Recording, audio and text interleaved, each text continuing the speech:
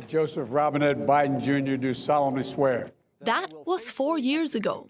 Today, the picture looks very different. Following weeks of internal pressure and rumors that Biden, aged 81, is no longer capable of holding office, the president announced he's dropping out of the race. After 5 decades in politics, Biden's 4 years as president were defined by global and international challenges, perhaps even more than domestic. The COVID pandemic, the end of America's longest war in Afghanistan, Russia's war in Ukraine, and of course, perhaps the most damaging element, the war in Gaza. My commitment to Israel, I want to make clear again, is ironclad. Biden has been quick and consistent in his support of Israel, including with large weapons packages and in some cases actively participating in thwarting attacks against Israel. But his steadfast support for his ally has drawn growing criticism. Palestine will be free! Both on a national level, with widespread anti-war and anti-Israel protests at college campuses across the country,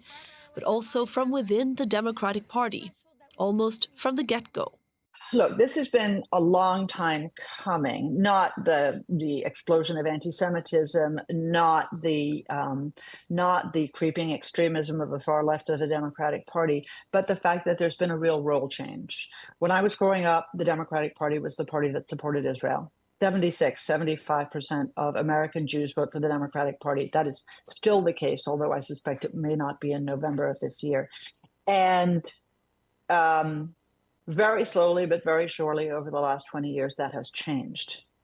It is a sign that the Biden administration is run by a man who is 81 years old, right? Because he is of the old school of the Democratic Party. Almost nobody who works for him is. Biden might have hoped that by supporting Israel unequivocally, he could influence the American allies' decisions in the war, but it wasn't smooth sailing.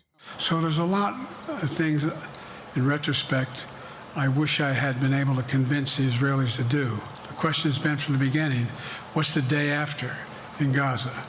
And the day after in Gaza has to be, the end of the day after has to be no occupation by Israel on the Gaza Strip.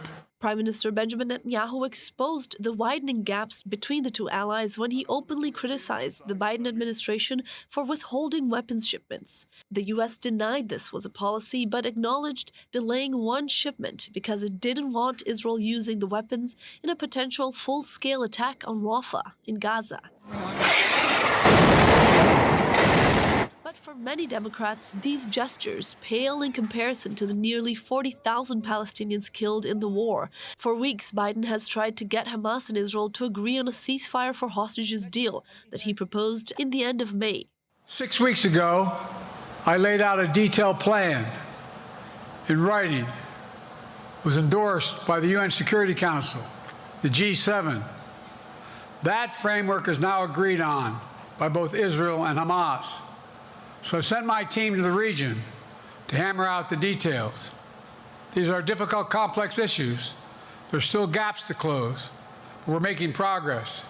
The trend is positive, and I'm determined to get this deal done and bring an end to this war, which should end now. This week, Netanyahu is visiting Washington and will meet President Biden to discuss the war. At a time when Israel is fighting on 7 fronts, and when there's great political uncertainty in Washington, I will seek to anchor the bipartisan support that is so important for Israel. And I will tell my friends on both sides of the aisle that regardless who the American people choose as their next president, Israel remains America's indispensable and strong ally in the Middle East. Netanyahu's visit and the following 6 months in office pose a significant test to Biden's legacy.